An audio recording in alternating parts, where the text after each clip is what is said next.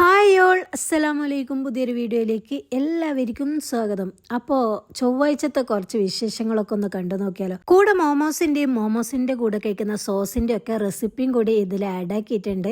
അപ്പോൾ എല്ലാവരും വീഡിയോ ഒന്ന് ഫുള്ളായിട്ട് കാണണം. ചൊവ്വാഴ്ച രാവിലെ ഒരു 7:30 മണിക്കാണ് അടുക്കളയിലേക്ക് വന്നത്. പിന്നെ ഇതാ ഒരു ഗ്ലാസ് കട്ടൻ ചായ കുടിക്കാൻ വേണ്ടിയിട്ട് പഴമൊക്കെ ഒന്ന് വാട്ടിയെടുക്കുന്നുണ്ട്. പാകത്തിന് പഴുത്ത പഴമായതുകൊണ്ട് അത് പുഴുങ്ങാൻ വേണ്ടിയിട്ട് പറ്റൂല. പിന്നെ അതുകൊണ്ട് ഞാൻ വിചാരിച്ച് ജസ്റ്റ് നെയ്യ് ആക്കിയിട്ട് വാട്ടി കൊടുക്കാമെന്ന്.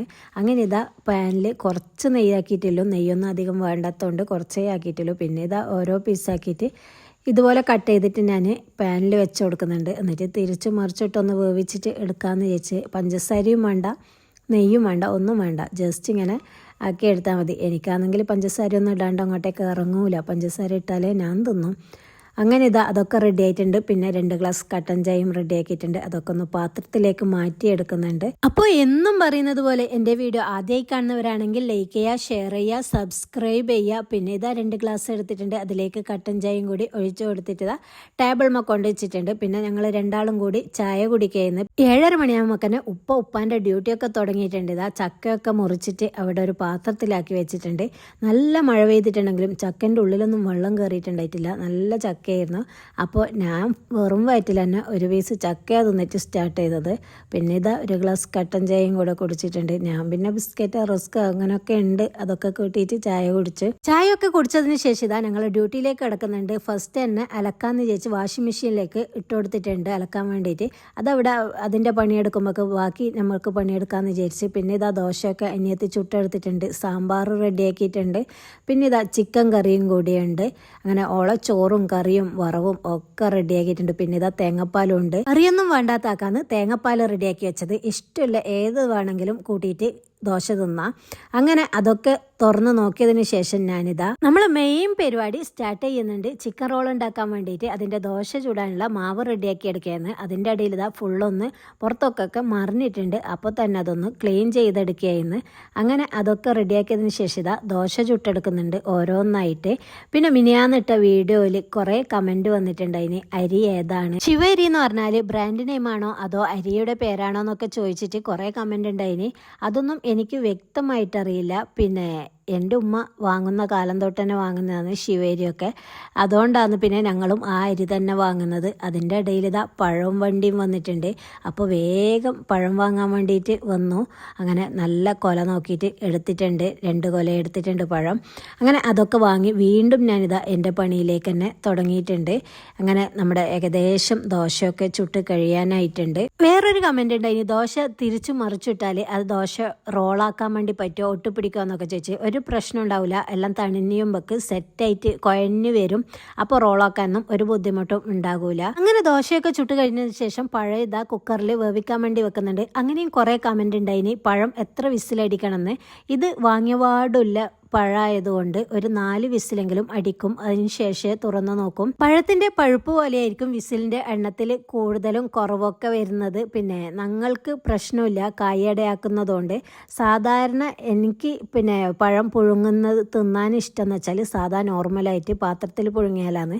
കുക്കറിൽ വേവിച്ചാൽ അത്ര ഇഷ്ടമല്ല. പിന്നെ അതെന്താണെന്ന് വെച്ചാൽ കായടക്ക് പിന്നെ പ്രശ്നമൊന്നുമില്ല, നമ്മൾ അരച്ചിട്ട് റെഡിയാക്കി എടുക്കുന്നതല്ലേ, അപ്പോൾ പിന്നെ കുഴപ്പമൊന്നുമില്ല. അങ്ങനെ പഴം പുഴുങ്ങാൻ വെച്ച സമയം കൊണ്ട് ഞങ്ങൾക്ക് സമയം വേസ്റ്റ് ആക്കണ്ട, നാസ്ത കഴിക്കാമെന്ന് വിചാരിച്ച്. അങ്ങനെ ഇതാ ദോശയും സാമ്പാറും കുറച്ച് ചിക്കൻ കറിയൊക്കെ കൂട്ടിയിട്ടുണ്ട്.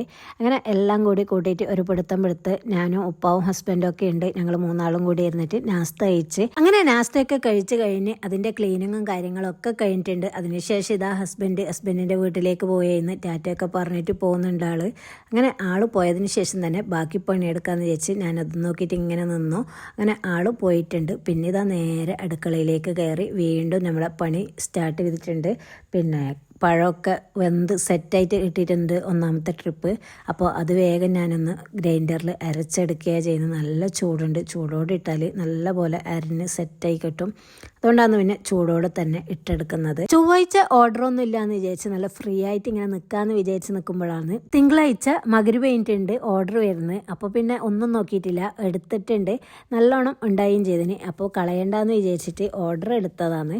അങ്ങനെ ഫുള്ള് ചൊവ്വാഴ്ച ഒരു റെസ്റ്റ് ഇല്ലാത്ത ദിവസമായിരുന്നു. രാവിലെ മുതൽ രാത്രി വരെ പണി തന്നെയായിരുന്നു. അതൊന്നും ഫുള്ളായിട്ട് ഞാൻ വീഡിയോ എടുത്തിട്ടില്ല. വീഡിയോ എടുത്തിട്ട് ഇങ്ങനെ നിന്നാൽ വീണ്ടും സമയം ഒരുപാട് ലേറ്റ് ആകും. അതുകൊണ്ട് പിന്നെ ഒരുവിധം ഇങ്ങനെ എടുത്തതേ ഉള്ളൂ. കായടിയും ചിക്കൻ റോളും മാത്രമേ ഉണ്ടായിട്ടുള്ളൂ. പകൽ കൊടുക്കാനില്ലേ വൈകുന്നേരം. അതിൻ്റെ ഇടയിൽ വേറെയും ഓർഡർ വന്നു. അങ്ങനെ എല്ലാം ഓരോന്നും ഇങ്ങനെ ആക്കി കൊടുക്കുകയാണ് ചെയ്തത്. ഒരു ഐറ്റംസ് തന്നെ എത്ര ഓർഡർ വന്നാലും ഒരു പ്രശ്നം ഉണ്ടാവില്ല. അത് തന്നെ ആക്കിയാൽ മതിയല്ലോ. വേറെ ഐറ്റംസ് മാറുമ്പോഴാണ് നമുക്കും പ്രശ്നം വരുന്നത്. ഇങ്ങനെ എല്ലാം കൂടി മാനേജ് ചെയ്യണ്ടേ.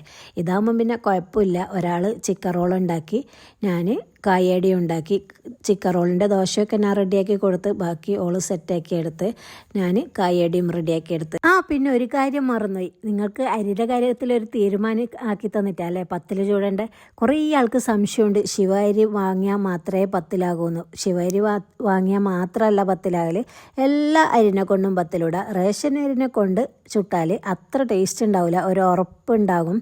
ചുട്ടപാടും തിന്നുന്നതൊന്നും കുഴപ്പമില്ല. അല്ലാത്തതാണെങ്കിൽ അതൊരു ടേസ്റ്റ് ഉണ്ടാവില്ല. അതുകൊണ്ടാണ് റേഷൻ അരി വേണ്ടാന്ന് വെച്ച്. നമ്മളിപ്പം ചോറ് വെക്കുന്ന ജയരിയോ ഏതരിയാണെങ്കിലും പിന്നെ ചുട്ടാൽ ഒരു കുഴപ്പമുണ്ടാവില്ല. നല്ല സൂപ്പറായിട്ട് 10 അതിൻ്റെ കൂടെ കുറച്ച് റേഷൻ അരിയും കൂട്ടിയാൽ മതി. അപ്പോൾ ആ കാര്യം ക്ലിയർ ആയില്ലേ എല്ലാവർക്കും. ഏതരിനെ കൊണ്ടും 10 ഒരു കുഴപ്പം ഉണ്ടാവില്ല. അങ്ങനെ എൻ്റെ കായടൊക്കെ റെഡിയാക്കുന്നതിൻ്റെ ഇടയിൽ 2 ഗസ്റ്റ് വന്നിട്ടുണ്ട്. അതാണ് ഇടയിൽ ഒരു 2 ഗ്ലാസ് ജ്യൂസ് ഒഴിക്കുന്നത് കണ്ടത്. അവർക്ക് അങ്ങനെ ജ്യൂസൊക്കെ കൊടുത്ത് അവർ പോയിട്ടുണ്ട് 2 വർത്താനമൊക്കെ പറഞ്ഞിട്ട്. അതൊന്നും ഞാൻ വീഡിയോ എടുത്തിട്ടില്ല. പിന്നെ അനിയത്തി ചിക്കൻ റോളൊക്കെ റെഡിയാക്കിയിട്ട് പാക്കാക്കി എടുത്തിട്ടുണ്ട്. ഞാനും കായടൊക്കെ പാക്കാക്കിയതിന് ശേഷം നല്ല വിശപ്പ് വന്നിട്ടുണ്ട്. അപ്പോൾ ഞാൻ ബിരിയാണി ന്ന് വിചാരിച്ച് പള്ളിയിലൊരു പരിപാടി ഉണ്ടായിന്. അപ്പോൾ അതിന് കിട്ടിയതാണ്. അങ്ങനെ ഞാൻ ബിരിയാണിയും ചമ്മന്തിയൊക്കെ കൂട്ടിയിട്ട് അത് കഴിച്ചിട്ടുണ്ട്. പിന്നെ ഇതാ പാക്കാക്കിയിട്ട് അവർക്ക് സാധനം കൊടുക്കണം. അതിന് വേണ്ടിയിട്ട് ബോക്സ് റെഡിയാക്കി എടുക്കുന്നതാണ്. ഓയിലിൻ്റെ ബോക്സിൽ നമ്മുടെ സ്നാക്സ് വെക്കാൻ വേണ്ടിയിട്ട് പറ്റൂല. അതുകൊണ്ടാണ് ഇതുപോലെ സ്ക്വയർ ടൈപ്പ് ആക്കി എടുക്കുന്നത്. അതിന് കുറച്ചൊരു വീതി വേണം. അതുകൊണ്ട് ഇതുപോലെ ഞാൻ 2 പാക്ക് ചിക്കൻ റോളും 2 പാക്ക് കായടിയാൻ വെച്ചിന്. അതെന്താണെന്ന് വെച്ചാൽ ചിക്കൻ റോളിന് നല്ല വെയിറ്റ് ഉണ്ടാവും. ഞങ്ങൾ ഉണ്ടാക്കിയ സാധനമൊന്നും ഫ്രോസൺ ആവാത്തതുകൊണ്ട് എല്ലാം ഇങ്ങനെ ഉടഞ്ഞു പോകും. അതുകൊണ്ടാണ് 2 ചിക്കൻ റോളും 2 കായടിയും വെച്ചത്. അപ്പോൾ വെയിറ്റ് അതിന് താങ്ങാൻ വേണ്ടി പറ്റും. അതുകൊണ്ടാണ് ഇങ്ങനെ വെച്ചിട്ട് സെറ്റാക്കുന്നത്. അപ്പോൾ 2 ബോക്സിലാക്കിയിട്ട് വെച്ചിട്ടുണ്ട്. അപ്പോഴേക്ക് വാങ്ങാൻ വേണ്ടിയിട്ട് വണ്ടി വന്നിട്ടുണ്ട്. അവർ വണ്ടിനെ വിട്ടതാണ്. അങ്ങനെ വണ്ടിക്കാരൻ പൈസയൊക്കെ എണ്ണി നോക്കുന്നുണ്ട് നമുക്ക് തരാൻ വേണ്ടിയിട്ടല്ലേ. മാഷാ അല്ലാ അൽഹംദുലില്ലാ. ഈ പൈസ എണ്ണീട്ട് നമ്മളെ കയ്യിലേക്ക് കിട്ടുമ്പോൾ ഇത് വൈകുന്നേരം ഒരു 4 മണിക്കാണ് കേട്ടോ വണ്ടി വന്നത്.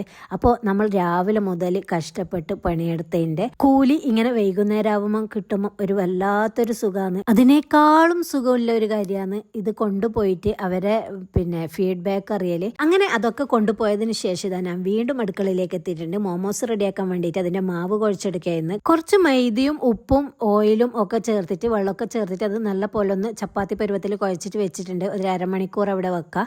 അതിനുശേഷം ഞാൻ മിക്സിന്റെ ജാറിലേക്ക് കുറച്ച് മല്ലിയിലയും ഒരു വലിയ ഉള്ളിയും പിന്നെ ഒരു 1/4 കഷ്ണം ക്യാപ്സിക്കവും 2 പച്ചമുളകും കുറച്ച് വെളുത്തുള്ളി അല്ലിയും പിന്നെ ഒരു ചെറിയ കഷ്ണം ഇഞ്ചിയും കൂടെ ചേർത്തിട്ടുണ്ട്. മോമോസൊക്കെ ഉണ്ടാക്കാൻ വേണ്ടിയിട്ട് സിമ്പിൾ അല്ലേ. അപ്പോൾ മോമോസ് തന്നെ ഉണ്ടാക്കാന്ന് വിചാരിച്ചിട്ടാണ്. എണ്ണയില്ലാത്ത സാധനം ആവുകയും ചെയ്യുമല്ലോ. അപ്പോൾ പിന്നെ ഒന്നും നോക്കിയിട്ടില്ല, മോമോസ് തന്നെ ഉണ്ടാക്കാന്ന് വിചാരിച്ചിട്ട് അങ്ങനെ ഇറങ്ങിയതാണ്. പിന്നെ അതിലേക്ക് എല്ലില്ലാത്ത ചിക്കനും കൂടി ചേർത്ത് കൊടുത്തിട്ടുണ്ട്. പിന്നെ ആവശ്യത്തിനുള്ള ഉപ്പ് കൂടി ഇട്ട് കൊടുക്കുന്നുണ്ട്. പിന്നെ അതിനുശേഷം 1 സ്പൂണ് ചിക്കൻ മസാല കൂടി അതിലേക്ക് ചേർത്ത് കൊടുക്കുന്നുണ്ട്. പിന്നെ 1/2 സ്പൂണ് ഗരം മസാലയും കൂടി അതിലേക്ക് ചേർത്ത് കൊടുക്കുന്നുണ്ട്. പിന്നെ 1/2 സ്പൂണ് കുരുമുളക് അത് കുറച്ചധികം തന്നെ ഇട്ട് കൊടുക്കുന്നുണ്ട്. അങ്ങനെ അതും കൂടി ചേർത്ത് കൊടുത്ത് പിന്നെ കുറച്ച് സോയാ സോസും കൂടി ചേർത്ത് കൊടുത്തിട്ടുണ്ട്. അങ്ങനെ എല്ലാതും ചേർത്തതിന് ശേഷം മിക്സിയിൽ നല്ല പോലെ ഒന്ന് അടിച്ചെടുക്കുന്നുണ്ട്. വെള്ളമോ കാര്യങ്ങളോ ഒന്നും തന്നെ ചേർക്കേണ്ടി വരൂല. അതിന്റെ ഉള്ളിയിൽ നിന്നൊക്കെ വരുന്ന വെള്ളം കൊണ്ട് തന്നെ നല്ല പോലെ ഒന്ന് അടിച്ചെടുത്താൽ മതി. ഇതുപോലെ ഒന്ന് ആയി കിട്ടും. അങ്ങനെ എല്ലാം ഒന്ന് പാത്രത്തിലേക്ക് മാറ്റിയെടുക്കുന്നുണ്ട്. ഇനി നമുക്ക് നേരത്തെ കുഴച്ചെടുത്ത മൈദമാവിലെ അത് ഒന്നും കൂടി നല്ല പോലെ ഒന്ന് കുഴച്ചെടുക്കണം. എന്നിട്ട് ഓരോ ഉരുളകളാക്കിയിട്ട് അതൊന്ന് പരത്തി കൊടുക്കണം. കുറച്ച് വലിയ ഉരുളകൾ തന്നെ ആക്കി എടുത്താൽ മതി. ഒരു 4 ബോൾസ് ആക്കി എടുത്തിട്ടുണ്ട്.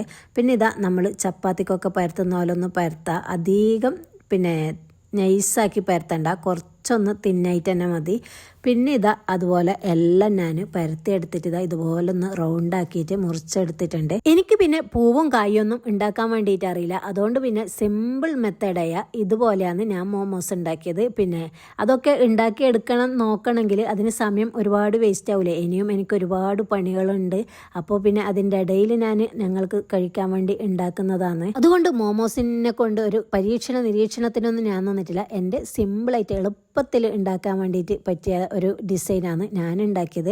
ഇനി ഇതിൽ നിന്ന് കുറച്ച് നമുക്ക് ഫ്രോസൺ ആക്കിയിട്ട് വെക്കുകയും ചെയ്യാം, എന്നാൽ ഇടയ്ക്ക് ആക്കുകയും ചെയ്യാമല്ലോ.